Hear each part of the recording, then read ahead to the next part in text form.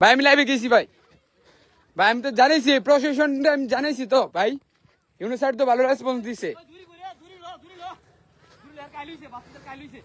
আর কাইলুছে না ভাই পাগলা মহিষ ছুটছে ভৈরব স্টেডিয়াম থেকে এবং বিভিন্ন ধরনের ক্ষয়ক্ষতি করার পরে এখন সে আছে মনসুরা কফি হাউসের অপোজিট একটা ইয়েতে খেতে সে ক্লান্ত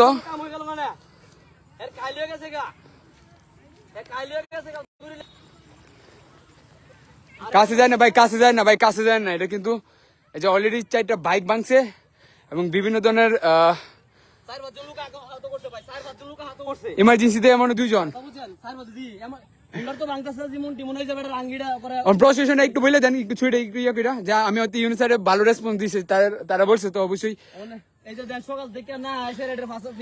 কয়টা বেজে ছুটছে এটা সকাল 10টা থেকে ছুটছে এখন তো মনে করেন কি এর আগে কি প্রশাসনকে জানাইছেন আমরা তো ভাই জানাইছি এরা তো কিনো হেল্প করতেছে না আমি তো জানাইছি ইউনিসারে আমি নিজে কল দিছি পরে সে তো ভালো রেসপন্স করছে ভাই 15 জন লোক কই থেকে ছুটছে কই তো ভৈরব স্টুডেন্ট কোন থেকে ছুটছে ভাই স্টুডেন্ট কোন থেকে এখন সরাসরি কি এই বন বিভাগ বা বনকর্মীরা আসলে মনে হয় এটাকে সরাসরি ধরতে পারবে এটা সাধারণ মানুষের পক্ষে সম্ভব না অলরেডি মানে আমার সামনে তো 4 থেকে 5টা বাইক ভাঙছে এই যে মানুষ টেক্সিং করতেছে কিন্তু এই যে ভাইয়েরা আমি নিজে দেখছি ভাইয়েরা দূর দিতে মনে হয় 50 কিলো মতন দূর দিছে কিভাবে দিস ধরছে এটা ভৈরব কালীপুর রামশঙ্করপুর চাঁদপুর ভাই বাকি নাই আমার জীবনে প্রথম এই রেকর্ড ভাই এরপরে কি আর বয়স দিবেন আশা করি না ভাই আর সম্ভব না একবার ক্লান্ত এখন বর্তমানে কয়েছে একটু কাইন্ডলি বলে হয়তো বা তাদের দৃষ্টি হইতে পারে প্রশাসন এটা হলো আপনার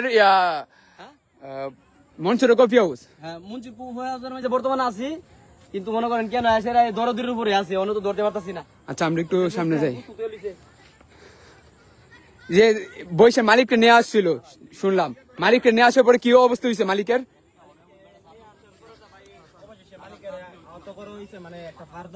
মালিকের তিন চারটা বাইক হয়েছে আবার লাস্টার মধ্যে আপনার এক বাইকের আপনার পদ্মা পালা নিজে হয়েছে এর মধ্যে 2 জন আহত 2 জন আপনি কয়টা বাজে থেকে ছুটছেন আমি ভাই আপনার 9টা বাজে থেকে ছুটছি আমি ধরতেছি ভাই এটা কি অবস্থা হয়েছে কিভাবে এটা পসিবল প্রশাসন ছাড়া কি সাধারণ মানুষের পক্ষে পসিবল এটা এটা কি বন বিভাগ কর্মীরা অবশ্যই এটা হেল্প করতে হবে তাছাড়া এটা সম্ভব না আর সন্ধ্যা হয়ে যেতেছে এরপরে কিন্তু আর পসিবল নাই যে সন্ধ্যা হয়ে গেলে আর এটা ধরা সম্ভব না কারণ অবশ্যই এখনই যারা প্রশাসন দৃষ্টি আকর্ষণ করতেছে সবাই যারা আসলে হয়তো বা একটু নেক সবার উপকার হইব এছাড়া গ্রামের যারা আছে ছোট বাচ্চারা তাদের ক্ষয়ক্ষতি হয়ে যেতে অলরেডি ক্ষেত ভাঙছে এদিকে তাদের তো আর কি আচ্ছা আমরা দূরে থাকি কারণ সে এখন শান্ত আছে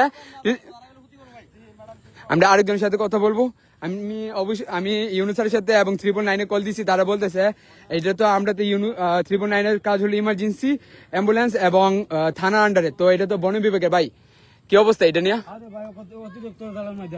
তো এটা কিভাবে ধরার পসিবল যে হাতে দূরে নিয়ে কি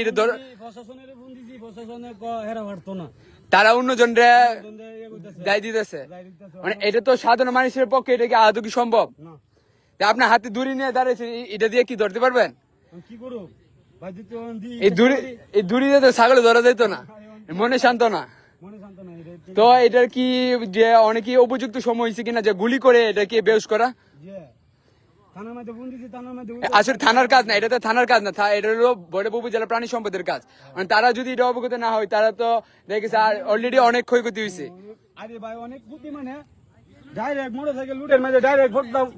শুনলাম একটা মহিষ আনছে তার বসে নেওয়ার জন্য বসে রে মালিক রে লোকের মানে বইস পালে ওর বইস নিয়ে আনছিল যাতে এই বইসটা মানে নিজের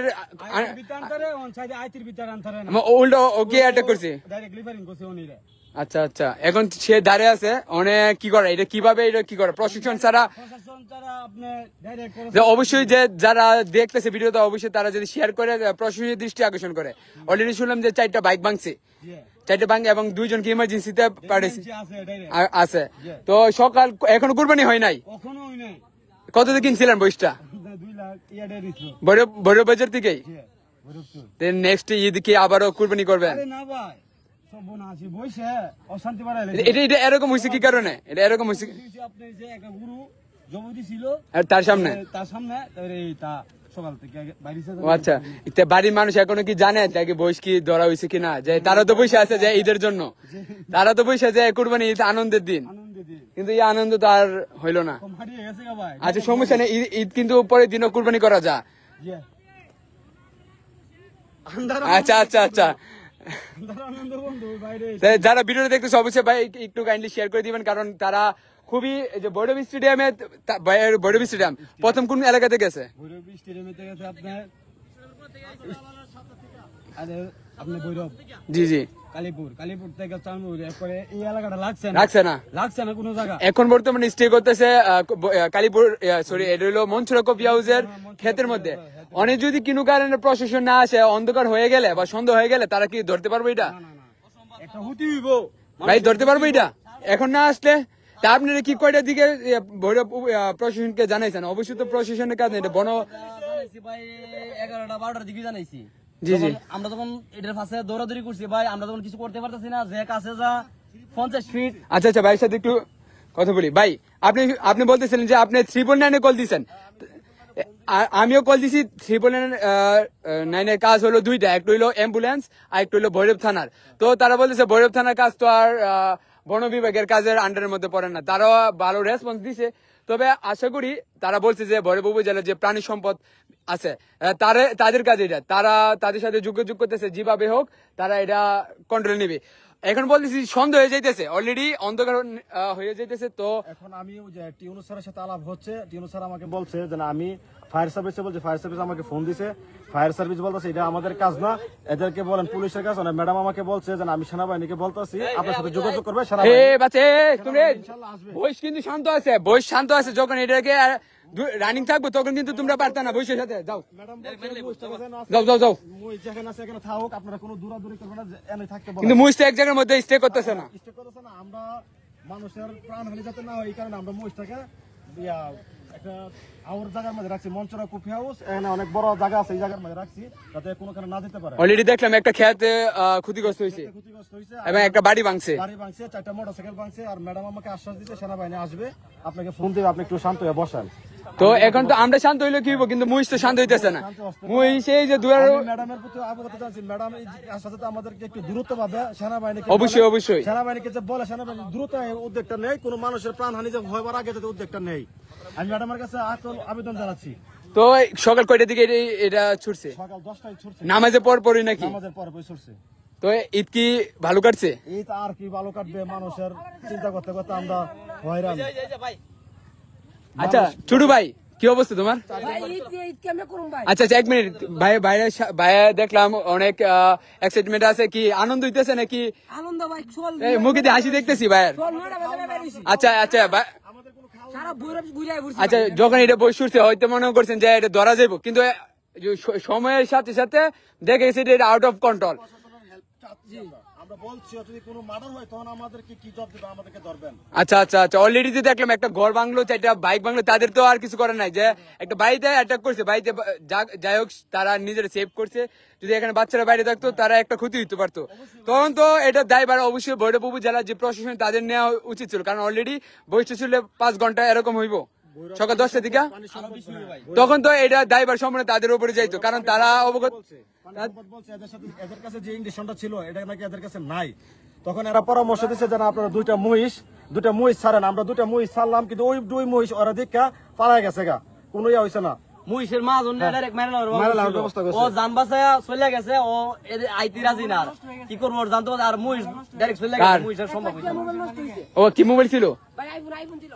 আচ্ছা, তো মহিষের মালিক আসছিল মহিষ নিয়ে, যে আরেকটা মহিষ নিয়ে আসছিল, তবে এই মহিষটা বসে নেওয়ার জন্য, কিন্তু তাকে অ্যাটাক করছে, তার কোমরে একটা শিং দিয়ে এরকম অ্যাটাক করছে, এবং তার মোবাইল আইফোন শেষ, ডাইরেক্ট শেষ, তারও ক্ষতি হয়েছে, সে এখন ইমার্জেন্সিতে আছে। তো এখন তুমি কি চাইতেছো ছোট ভাই?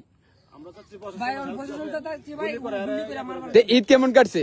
ঈদ ভাই একটু ভালো কাটছে না। নেক্সট ঈদে কি আসল আবারও কি মহিষের দেখা পাওয়া যাইবো? ভাই, আর মুই সে দেখা ভাই হতো না ভাই। ঈদ কি সারা মানে মরার আগ পর্যন্ত মনে থাকবো? মরার আগ দেখ, বাড়িতে এখনো যে আত্মীয় স্বজন বসে আছে মহিষের মাংস তারা পাবে বা একটা কুরবানির একটা আমেজ তৈরি হইব বাড়িতে, কিন্তু তা আমেজ না হয়ে কি হয়েছে ভাই তো মনে করেন কি ভাই হ্যাঁ মনে করেন খুব কষ্ট করতেছে, ফোনের উপর ফোন দিতেছে, মনে করেন কি এটা লই টেনশন করতেছে, বারবার ফোন দিতেছে যে এটা ধরতে পারতেছি না, এরাও দৌড়াদৌড়ি কম করতেছে না ভাই। আচ্ছা, বাড়ির মহিলা থানার যে অভিযোগ জানাইছে এটা করে, কিন্তু এটা তো আসলে ভৈরব উপজেলার প্রাণী সম্পদের কাজ, তবে তারা না পেরে তারা সরাসরি থানাতে চলে গেছে। চলে গেছে পরে আপনার ইয়াতে গেছে, মানে সব জায়গায় ঘুরে আইছিল মানে আর কিছু হইছে না। আচ্ছা, এখন হইলো মোটামুটি একটা শেষ সময়, যদি এই সময়ের মধ্যে তাকে না আনা যাওয়া হয়, তাহলে মানুষ হয়তো রাতে তাকে নাও পাওয়া যেতে পারে, তো অবশ্যই প্রাণহানি হতে পারে। আমরা দৃষ্টি আকর্ষণ করছি যে ভৈরব যে প্রশাসন এবং ইউনুস স্যারের দৃষ্টি আকর্ষণ করছি, দৃষ্টি আকর্ষণ করছি, আপনি অবশ্যই এটা দৃষ্টি দেখবেন, কারণ অলরেডি সন্দেহ হয়ে যাইতেছে। তো আপনারা যদি আপনার সুদৃষ্টি দেখেন বা আপনি নজর নেন, হয়তো বা মালিক ঈদ। আচ্ছা, মহিষটা এখন নিজেকে দূরের জন্য প্রস্তুত করতেছে, কারণ সে অনেকক্ষণ রেস্ট নিছে, প্রায় 5 ঘন্টা রানিং ছিল, এখন সে আবার নিজেকে প্রস্তুত করে নিচ্ছে দৌড়ার জন্য। তো ইউনুসের দৃষ্টি আকর্ষণ করছি এবং ভৈরব উপজেলার প্রশাসনের দৃষ্টি আকর্ষণ করছি যে আপনারা অবশ্যই এটা একটু দৃষ্টি দেখবেন। এটা বর্তমানে মহিষটা আছে ভৈরব আমাদের যে মনসুরা কফি হাউস খ্যাত একটি কফি হাউস আছে এবং সুপরিচিত, তার অপোজিট সাইডেই সে দাঁড়িয়ে আছে স্থিরভাবে। এখন যদি তাকে ধরা যায় একদম মানে ইজি হয়ে যাইব যে শর্ট করে তাকে ফেলাতে পারে। তো আবারও দেখবো শেষ সময়ে কি হয়। তো আপনারা অবশ্যই আমাদের পাশে থাকবেন, 7 স্টারের পাশে। আল্লাহ হাফেজ।